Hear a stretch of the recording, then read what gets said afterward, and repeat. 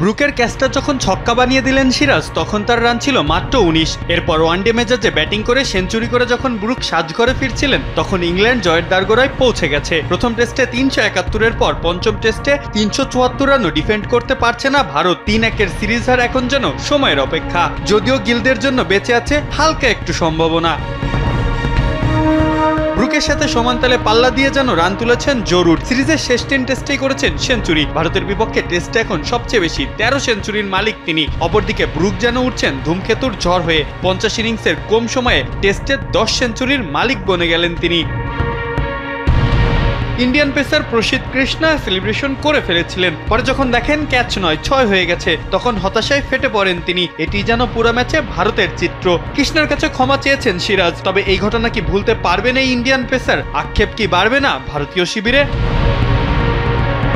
ডাকেটের 50-র পর ভারতীয়দের উপরে চড়া হন ব্রুক আর রুট। ২ সেশনেই রান তুলেছেন ওয়ানডে স্টাইলে। ৩৭৪ রানের পাহাড়কেও যেন হেসে খেলে চেজ করে যাচ্ছে ইংলিশরা। কোনো প্রতিরোধী গড়ে তুলতে পারেনি ভারতীয়রা। যদিও শেষ বিকেলে গিলদের মুখে হাসি ফুটিয়েছে ফ্লাড লাইট। খারাপ আলোর জন্য আর খেলা মাঠে গড়ায়নি।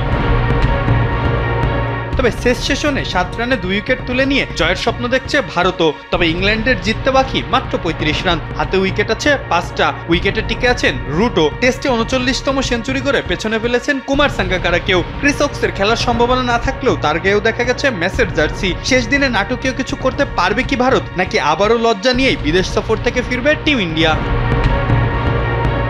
মাহফুজ আহমেদ, কালবেলা।